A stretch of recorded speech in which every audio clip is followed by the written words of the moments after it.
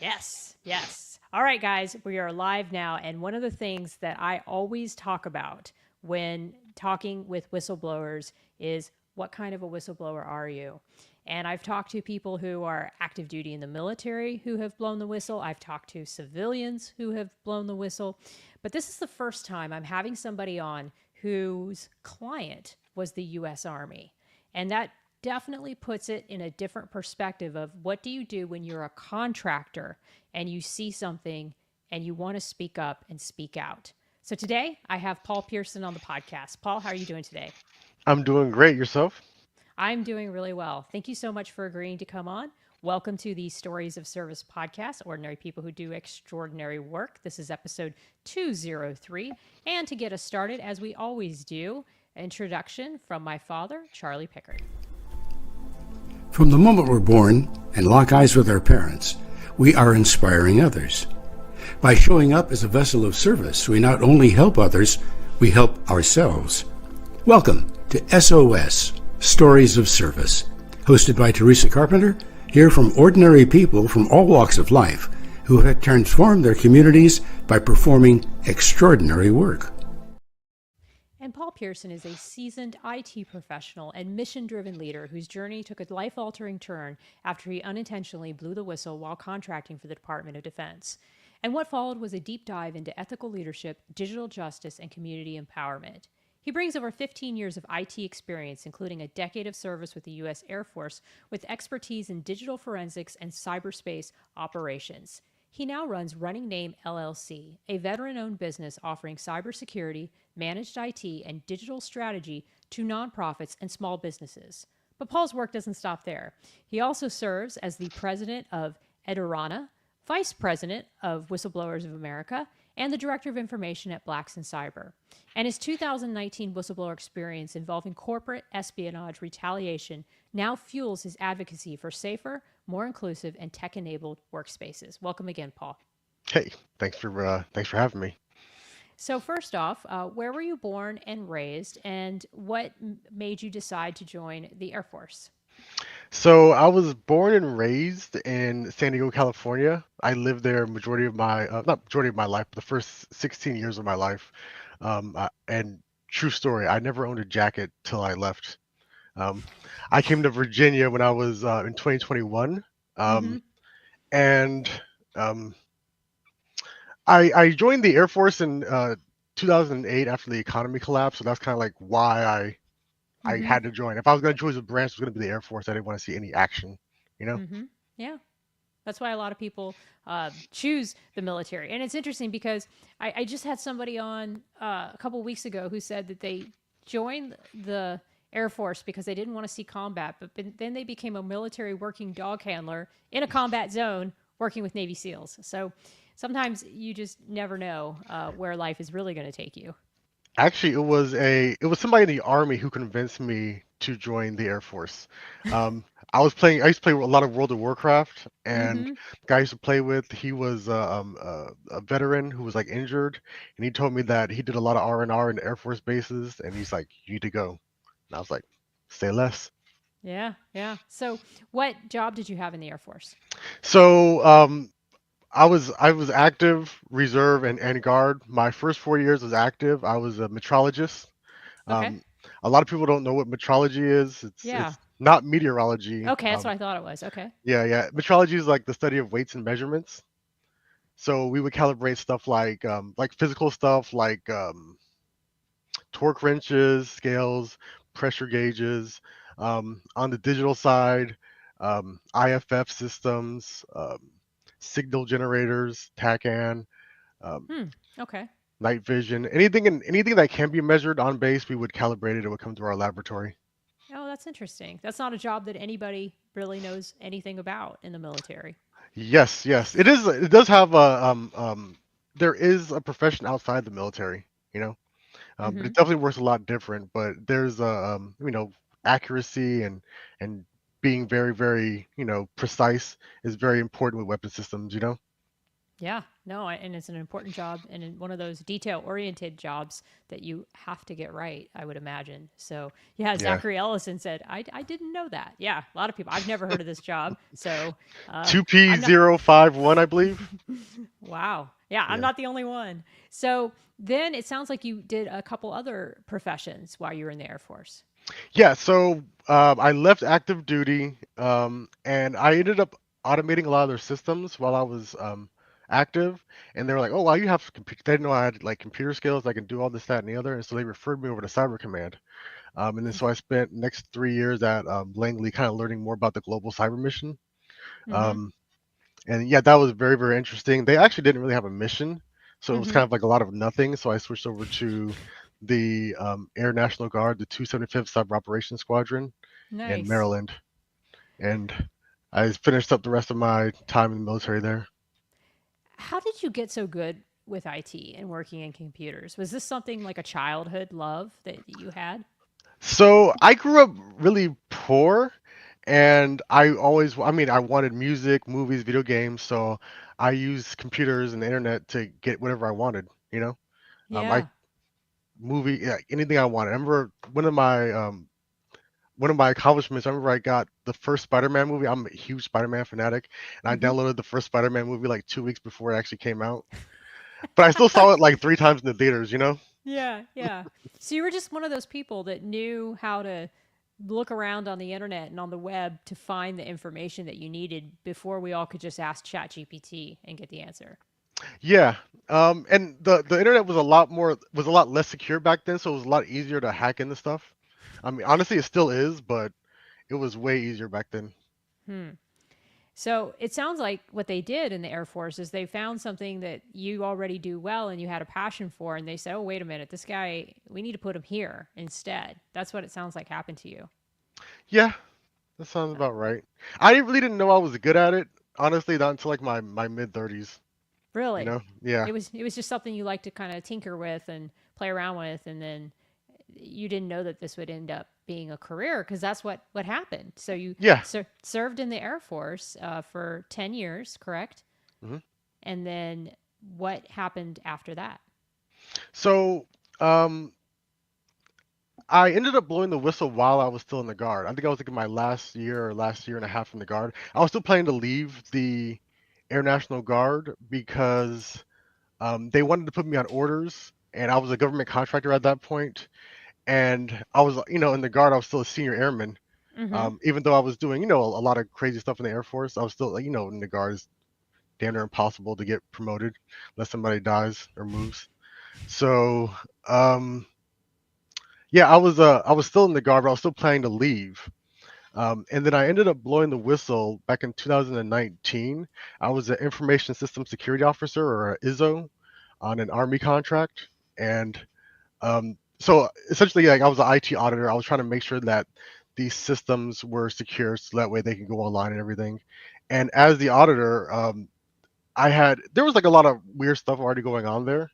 But I What do found you out mean that, by weird? What do you mean? so I remember, like, at the time when I started, like, I had my BS in digital forensics. I had, plenty of work experience. This is my really first big IT or cybersecurity job.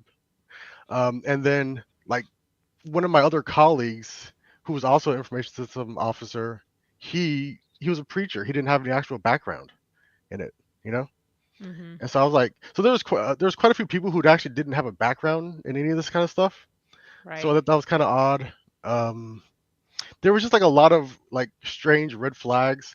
There was yeah, there was all kinds of like just mini red flags kind of going on. Like, why is it so hard to pass this audit, you know? Mm-hmm. And did Um, you find that even though the audit was pointing out things that needed to be fixed, did you feel that the command was taking it seriously and trying to rectify the issues that they were discovering that needed repair? I didn't. It felt like I was like the only person really working on stuff, but kind of all at once did I realize, oh, we don't want to pass audits. Okay, you know. Um, Why do you think that they didn't want to pass it? so they were intentionally like not giving me information. Like I just needed like a little bit of information so that way I could help us pass these audits. And I remember like the head engineer would ask me to do like a poem for information gathering.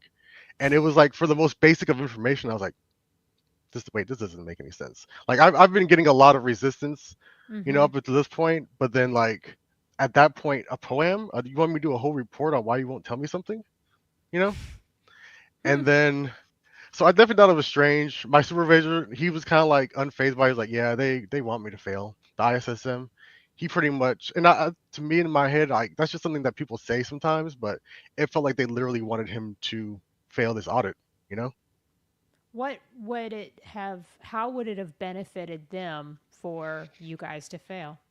So this is something I didn't understand for a couple of weeks later. One of my colleagues told me about it after I ended up getting fired. Um, but essentially, they were trying to fail the audits, so the federal employees wanted us to fail the audits, the contracting company to fail, so that way they can put their kids' companies there in place. They can give their kids' companies the contracts. So nepotism. Wow.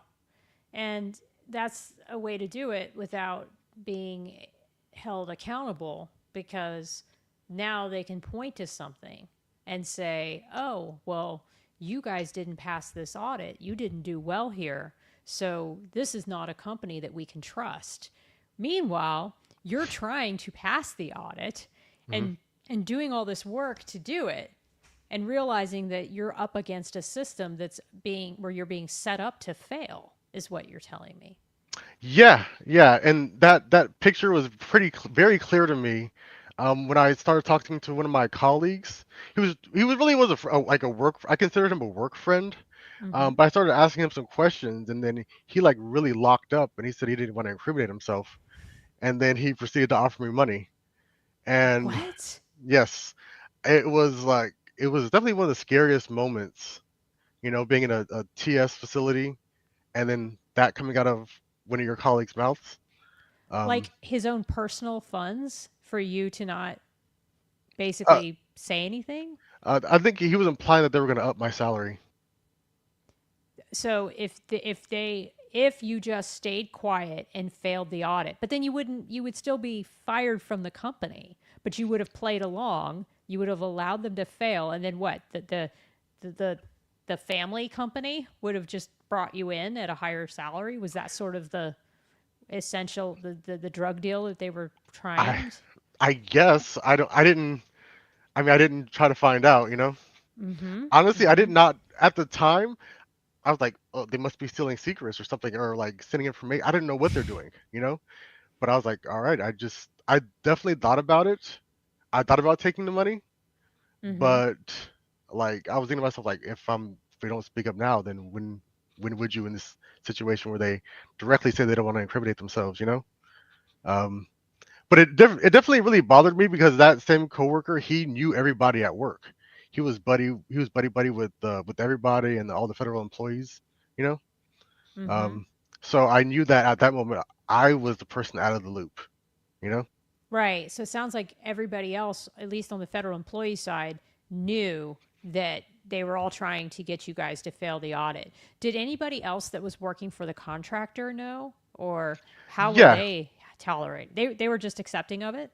it is. So it kind of sounds that way, honestly. And that was really the scariest part afterwards, was to realize that people are aware of this, but I just probably didn't get the cues. Oh my Yeah. God. Yeah, because like they were telling me about it like right afterwards in like plain English, and I was just like, oh, oh, oh, and this is just normal. And I did report it. I ended up reporting it to Insider Threats, and then at What's that insider point, threats? What is that? so the Insider Threats, there's like I reported it internally first, you know, to the head of Insider Threats. Um, there's at like each facility there should be like somebody who's supposed to take those kind of complaints of Okay, so it's like an IG in my yeah, mind. a very small internal IG. Okay. Yeah.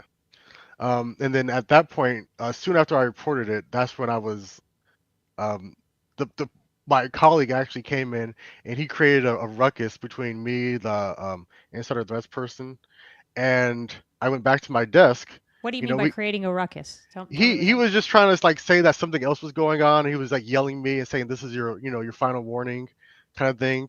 And I'm just Mm-hmm. like, did I do something wrong? Like, I just didn't Wow. know how to like process this. I've never really been yelled at work before, except for like Burger King. But um, and then so I remember I just sat back down at my desk, and then I was like, what just happened? And then that same coworker he comes up to my desk and he's like yelling at me, telling me to leave, and I just left because I did not know what else to do.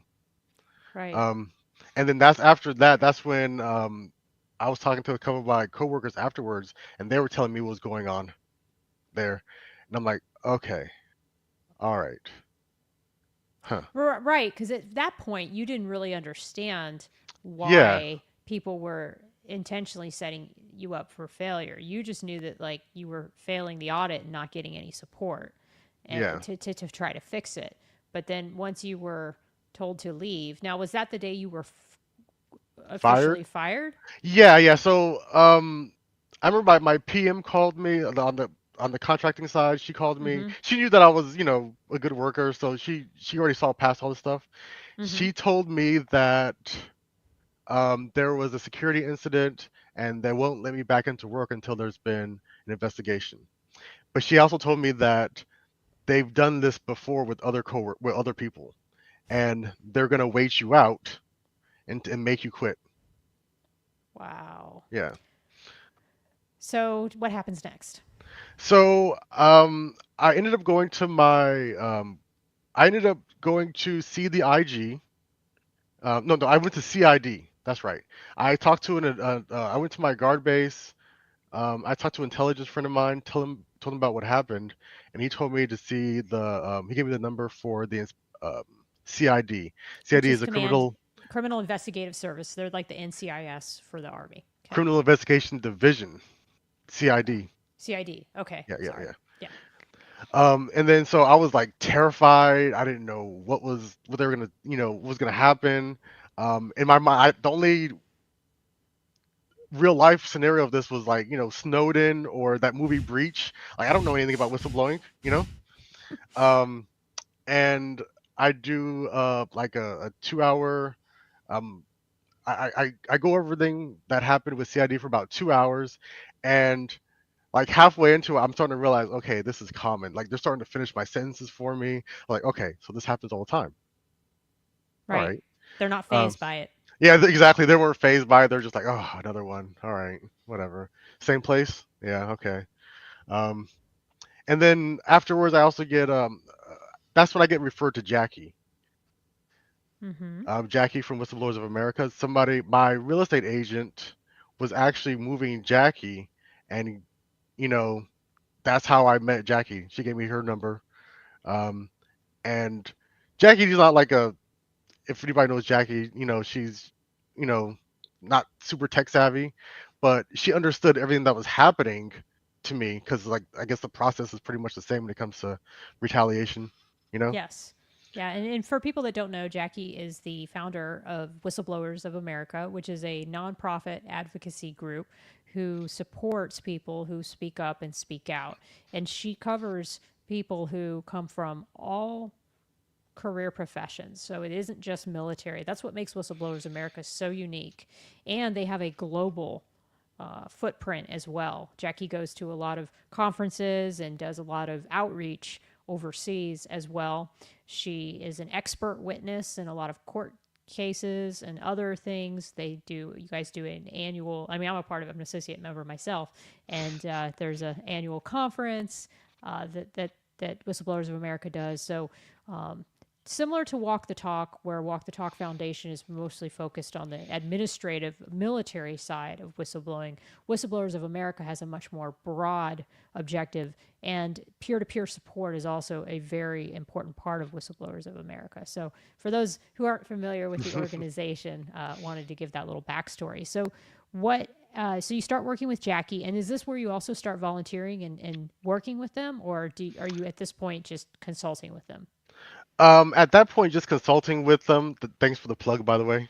Um, yeah, it was just like a 5 minute conversation I had with Jackie, and it kind of like set me straight, you know. Mm, that's wonderful. Um, and now at that point, there's just like communications every here and there with Jackie. I think not till like a year later do I start really volunteering, Mm-hmm. because the next day after I blew the whistle, that's when I started my company, Running Name LLC, and I knew I did. I knew I was going to start an IT company. Like people had talked about, you should start your own company.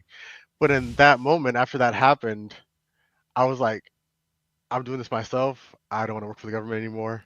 Um, and ended up going back working for the government for a couple more years. But um, I wanted to at least, get my own thing started. It was much harder than I thought to, you know, start an IT company. Who knew? Um, but I, like I said, it's still going, and I also have a nonprofit. Um, but about a year later, that's when I started doing some more work with Jackie, and I realized that like, they don't have a really good web presence. This information is so important, you It know? is. It is. Why It's isn't it vital. easily found, you know? Right, right. In fact, while you're talking, I will pull it up because I know that you are the brainchild behind how well and how visually appealing this website is and just what you've been able to do. I mean, just the other day we had a meeting and you went over an intake form that I thought was just amazing that kind of helps frame the issue because as we were talking before the call with whistleblowers is that a lot of times the story is so traumatic and it has so many different angles. It's difficult, I think, for a lawyer or even somebody that you're consulting with to understand what happened and was there retaliation, was there undue command influence, what was there conflict of interest, what are some of the main problems or things that you saw throughout this process. And so I think it's just so important to have these organizations out there that really can, I think, help guide people through this process because unfortunately, as I'm sure happened to you. Sorry, I've got to share the screen right here and move my camera. Okay, can you see the screen? Hopefully, you guys can see the screen. I don't know if here. Let me go Yeah. back here. Okay. Yep. I have it up. Yeah, the old So, website was really, really bad, and the logo was too big, and ugh, it was terrible. but I mean, now look at this. This is just so professionally laid out, and really helps people if they want to come to the website and they want to be a part of the organization. They can join as a member, like I am. So it's just a really amazing place to get information. And so, tell me a little bit about what happened after you quit, though. Let's talk about like the investigation and more about what happened in terms of justice. Like, did they do an investigation? Did what happened? So, yeah, like the CID investigator, he believed me, and everything. But he said he gave me his card and everything. He said we're gonna do an investigation. I'll debrief you afterwards. And essentially, like I think I heard from like a year later, and essentially they said that they couldn't do anything. No harm was done to the army. You know, that was kind of like the verbiage that he used.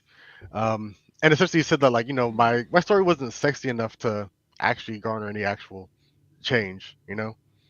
Um, That's So it just kind of just sad. flew under the rug. Yeah, and then I did get access to speaking with Jackie. Jackie did refer me to the employment law group.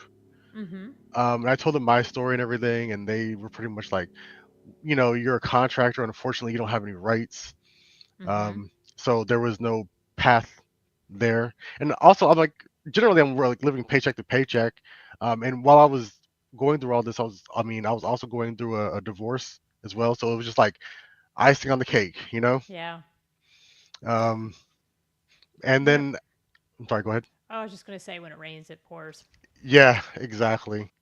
And then I also got interviewed by a federal researcher. I can't remember her name, but she was essentially doing research, a research project on the increase of whistleblowers in the tech field. Essentially, she kind of chalked it up, a part of it to post Snowden. They wanted to make sure that nobody has any kind of rights. They're just like getting rid of rights for contractors post Snowden, little by little. Was Snowden a contractor? Yeah, he was a contractor for the Mm. DoD. Okay. I didn't know that. Yeah. Um, yeah, I mean that's unfortunate, and it's definitely puts people who are contractors who speak up and speak out at a disadvantage. And we did have somebody who also wanted to show her support. So Tracy just says, "Hello, Teresa. Hello, Paul. This is a crazy story you're sharing. Sorry to hear that you were put in such a difficult situation, and you really were. I mean, when you know things aren't going right, and you know that they're setting up your employer to fail so that they can hire the company that they want to go with." I mean, that's a tough situation to be in, but I think the silver lining is that it puts you on the track that you're on now. Yeah, yeah, I get to work with whistleblowers all the time, and that's like the first year working with Whistleblowers of America. It was, I mean, it's always rewarding, but the first year, hearing from so many different whistleblowers, so many similar stories, and like, it's just such a process, and everybody has it's like really shaken up. If they've only told their story like less than 10 times, they still shake in their voice when they say it. Um, just to see it in so many different industries also really grounded me in how I was feeling. Like it Mm-hmm. can be a lot worse because some whistleblower stories are way, way worse. You know, um, but yeah, it's been very rewarding. I get to help other organizations as well through my nonprofit. We work with a lot of different nonprofits that do a lot of work with the civil rights industry. So we get to help them kind of like the same way I help Whistleblowers of America. I just teach students do work-based education about the same, like how to create a marketing plan, business plan, and how to execute it. Um, and so it's been extremely rewarding. Um, we do a lot of great work. We help nonprofits get more donations, make more money, get a bigger presence, and also like safeguard their organization as well. And this is the company Edurana. Edurana. Yes, Eduruna. Yes, Okay. I'm not great at naming stuff. Oh no, no.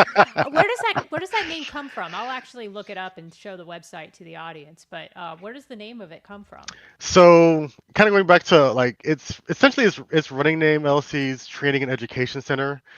Mm-hmm. So, the first three letters EDU is education, RU is from running, and then NA is from name. So, Okay. Okay. edu, RU, NA. Oh, I love it. I think it's Yeah, great. I think it's a very distinctive name. Like some people when they go to name a company, I can only imagine that there's all these different names that pop through their head, but if you've got a company name that just doesn't ring a bell with anyone or doesn't kind of I mean, your that company name is something you're going to kind of remember. It's different.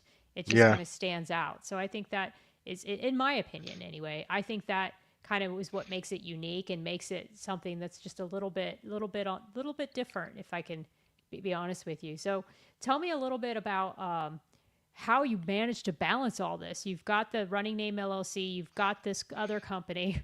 You've got Whistleblowers of America. How do you balance all of these different companies and just different entities? I'm just curious at how you do it. And here's this company, which also has, by the way, a very beautiful website. I have So a planner. I use the hell out of my planner. I Yeah, love if it. anybody who knows me, like planners are not something native that I got good at, but really planning out my day, utilizing every single half hour, 10 minutes, 15 minutes, I mean, look at this. I'm just kind of flipping through this website here. I mean, this is quite the project right here. This company. So I can see where with Whistleblowers of America, with this company, and then I think we didn't even talk about yet the other organization that you're involved with, which I think I have it on here. The Director of Information at Blacks in Cyber. Tell me a little bit about that. So yeah, Blacks and Cyber is a so I actually I joined Blacks and Cyber after I lost my clearance. Okay. So yeah, that's a whole other story too. In, in short, they came after my clearance. Wow. And I had I'm not sure if you know Kel Canahan. Hmm. Oh, well, he's from a nonprofit called National Security Counselors.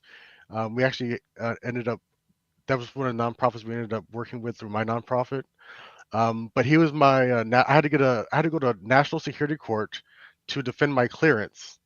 Um, and that whole ordeal was crazy because it became clear to me that they just didn't want me to have a clearance. They wanted to look into my clearance a year after it had been adjudicated. Oh, Oh, I'm still here. I just wanted to go full screen on you as you explain this. oh yeah, yeah. So yeah, a year after my clearance was adjudicated, they essentially just came after my clearance. And there had three counts against me. It was marijuana use, lying about marijuana use, and debt, right? So the debt thing was pretty much taken off because I had already paid it like, I don't know, like 5 or 6 years ago. Mm-hmm. The marijuana use was already documented, and the lying about marijuana use was something ridiculous too. On my equip, if anybody's not familiar with the equip, it's like the longest form ever.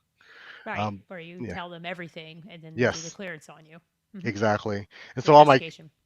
on my equip, on the section where asked about marijuana use, um, asked you if you've done it, yes or no. Apparently, I checked no, but I wrote in all the times I did it. Um, but it was just like I just messed up, I guess. The thing is It was a long. technicality. Yeah, Yep. technicality. And they even talked about it in my when I was being investigated. I was like, oh, it's error, I guess. Right. But they used that as he was lying about it. Like 10 years later, They they want to pull that weaponized up. it. Yep, Mm-hmm. lawfare. That was my introduction to lawfare. Um, and then so like after losing my clearance, um, I wanted to start focusing more work with Wait, nonprofits. were they successful? Yes, In yes. wow. I lost my clearance the same week that my third child was born, and I lost my job right there on the spot. Oh, I'm so sorry. I can't believe they were successful in taking away your clearance. That blows my mind. Apparently, it happens all the time. There was a Wow. story I saw, maybe this was maybe like last year, but I think this was some people in the FBI talking about something malpractice going on within there, and then like I think like a same week or a month later they all got their clearances pulled. You know? Mm-hmm. Yeah, because it's just something. Well, I'm actually speaking of clearances. I have a guest coming on Tuesday Hmm. who got her clearance taken away, and I'm pretty sure she's in the same boat and she can't get it back just because she attended the January 6th events and somebody ratted on her at work about it. Not that Mm. she was not ever investigated. She's never been charged with anything, nothing. But I think to this day, she still can't get her clearance back. But we'll talk about it more with her on Tuesday. But that's very unfortunate that there's no due process in that process either. Yeah, yeah. And something that's also very interesting, I didn't even realize, but they make a good point of it. You're not entitled to a national security attorney, like when it comes to this kind of stuff. In regular court, you're entitled to an attorney, you know? Mm-hmm. But when it comes to issues of national security, you're not entitled to an attorney, you know? So what does that mean if you're not entitled? Like you have to pay for one, and you can pay for one, but you're not given an attorney to help Yeah, you defend your case. I see. yes. And I mean, Hmm. regular law stuff is already complicated, but when you add the whole layer of, clearances and everything like that, it just becomes even more complicated. Mm-hmm. You don't know what precedents there are. Or yeah, Um, what case law or what other cases yeah. have been decided around this issue. It was really funny. Speaking of lawfare and lawyering, I the other day tried to go on like a federal court docket, Hmm. and I found that you actually have to pay to see certain filings. I had no idea. I thought like, oh, you just hit the download button and then Hmm. certain filings just appear. Like if you want to see motions or you want to see a complaint, I was like, oh no, you have to get some account, and it's just not easy. Now, I will say with ChatGPT, you can ask ChatGPT a very specific question about a court case or Hmm. about a name, and maybe if you know just a little bit of details about the complaint, the case will come up. But it's still not easy. And if you were, let's say, suing for a particular reason, you might want to go back and see a history of case law about how these cases have been decided, and that's not easy for people to do either. So we're not equipped as just average civilians to Yeah. navigate the law, uh, Hmm. and that's what makes being pro se so difficult. Representing yourself, that is. is Yeah. because we just don't know where to look. I feel like what would really benefit people, and maybe I'll do a show on this one day, Hmm. is the law for dummies, and I just do like a webinar about where to find filings, where to find motions, where to find rulings. And I think that would be really important for people. And then, what keywords to look for, and just, I mean, you're kind of an IT nerd, so I could see you kind of getting into something like this too. But I just think it would be really interesting if people understood how to do their own research on some of these issues, especially in the military.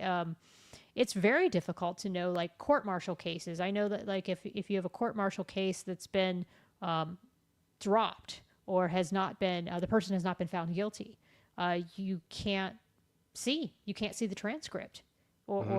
and so I think there's just important things that we need to know, and we need to have those records. That's why I've always thought that cameras in courtrooms are a good thing, even if Yeah. it's so. Why does the Supreme Court allow cameras in there? It's so important, Right. you know? Like, you want to know, like, how are these decisions being made? I just saw an amazing show called Outcry, and it's all about a guy, a high school kid who got falsely, it was proven, he was later exonerated, falsely accused of sexually harming a child. Hmm. And the district attorney that came in conducted everything in the open, all the hearings, all everything that came in and really wanted to examine the case. And they brought in a documentary film crew, and it was fascinating. It's on Paramount. It's 5 episodes, and I just binged on it because it was.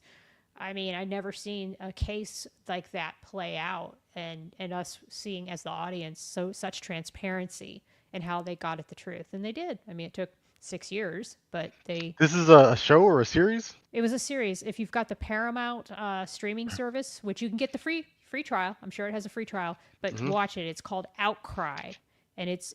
I just mentioned it earlier today in a video. It's probably one of the best put together true crime documentaries I've seen on exoneration, and Hmm. especially dealing with false sexual Falsifications. false claims, because false Gotcha. claims are so controversial, and they're so taboo, and I know they exist, and I think it's something that I've taken an interest in because it's so taboo to talk about, and I think it's important that we have these conversations. So yeah, I highly recommend it. I'd be interested if you watch it, what you think of it. I will watch it. I'm starting to really enjoy these shows that really, go over, true crime stuff. Even yeah, even the science fiction stuff. I feel like Mm-hmm. the science fiction stuff like has so many layers to like real life stuff that has happened, but they just, create a sci-fi version of it because maybe it was just too much. But Yeah. Do you have an example of one of those? I really like I'm not sure if you've seen Andor. Mm-mm, I have not. Oh, oh my God. But so this is based in the Star Wars universe. Okay. Are you familiar with Star Wars ish? A little bit. A little bit. Gotcha. Not much.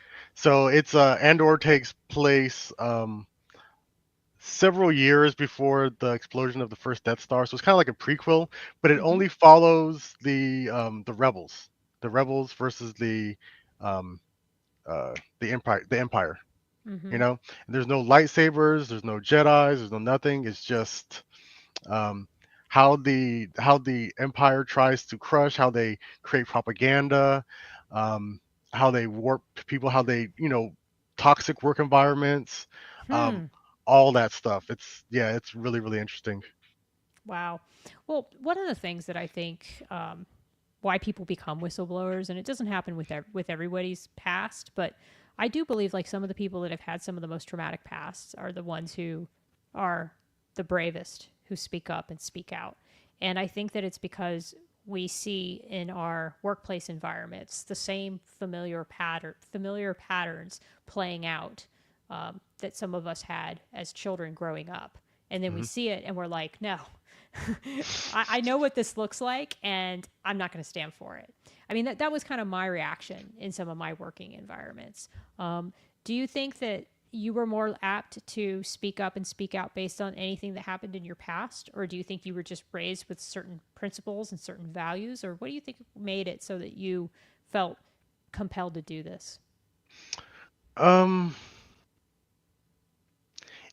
For me, it was more like it was just so black and white, you know? Yeah. Um, like I said, I still entertained the idea of just taking the money in my head, but I was like, this is like what they're paying me to do. This is what's in my job description. This is like there's a process too for if I see something to say something. Like it's almost ingrained in you, you know? Right. Um, and I just never would have imagined that it would have turned out this way, Right. you know? I do. And I think it's interesting too when something like this happens, you find that everybody else around you doesn't stand up or speak out. You are the one that does it, and nobody else is saying anything. And so I think that is also what makes it so difficult. But that's why I think whistleblowers are so brave and able to do the work that others can't. And so they play such an important role in society. And not to give Whistleblowers America another plug, but I will.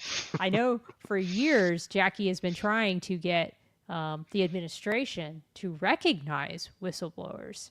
And I believe that that would be a really wonderful step towards transparency, is to recognize people who have spoken up about fraud, waste, and abuse, or whatever type of issue at their workplace, and really celebrated these people for their bravery. I think it would just go a long way to make right some of the wrongs that have happened. Mhm. And I have faith. I mean, I have hope that that will one day happen. But until that happens, I will continue to support organizations like Whistleblowers of America, like Walk the Talk, and others who are doing this kind of work, because it is very difficult. It's sometimes very thankless, and sometimes there's no quick wins. Most of the time, there isn't. Mhm. But it's very important work. Yeah. I've definitely also been able to get a lot of inspiration just by honestly just other whistleblowers. Um, June Bellamy, like she was like the Samsung whistleblower. Like just Jackie's always been in contact with her and just kind of like just being CC'd on the email, seeing like progress actually being made. Like, huh, maybe there is a way forward, you know? Yeah, exactly. I think that there's so much strength and there's so much hope when people get together and they talk and they share their stories. I mean, this is the reason why I do this podcast, is because I do believe that transparency and shining a light on places in society and where we want to keep hidden isn't necessarily a good thing. It's a good thing to talk about our problems and to talk about the things that need to get fixed, so Mhm. that we all agree that we will fix it, and then we hold ourselves accountable to making sure that it happens. And I think that is something we all can get behind. Mhm. So that's just what I want to see going forward. So it sounds like things turned out for the best and the right thing happened, and it was meant to be that you are where you are today. Yeah, I mean, it definitely wasn't easy. There was definitely, um, I mean, going from having a steady job to then having no job and then having to try to figure stuff out, how to make ends meet. There's never like a fun journey. Entrepreneurship is not it's not for the faint of heart, you know? You got to really be dedicated to it. So I haven't pulled up your website, but I'll do that now. So Mhm. tell me a little bit about what Running Name LLC does. Tell me a little bit about the company. So, Rain MLC, our mission is to provide design and security for small businesses and nonprofits. We essentially are like the one-stop IT shop. We do pretty much anything and everything online. Um, Okay. we handle business development, web design, graphic design. We do podcasts, um, app development. You saw one of my apps recently that we Mm-hmm. designed. We're doing a lot more app development. Yeah, pretty much anything and everything under the sun. Yeah. We're a CrowdStrike vendor, so that's our EDR solution that we utilize. Cybersecurity doesn't have to be that expensive. Mm-hmm. Work with a lot of small businesses in the community. By the way, I'm over in the DMV area, so on the East I didn't Coast. know you did Ted's website. That's so cool. Yes, yes. Very cool. And then I see a lot of other web designs that you've done here and websites. So this is amazing. Huh. Hmm. Wow. So cybersecurity, drone services. Oh, Wow. yeah, drone services as well. That's cool. We have a little commercial too. Oh, neat, neat. I love it. Oh yeah, right here. Very Yeah. cool. Very cool. I'm gonna see if I can play it. I don't know if I can.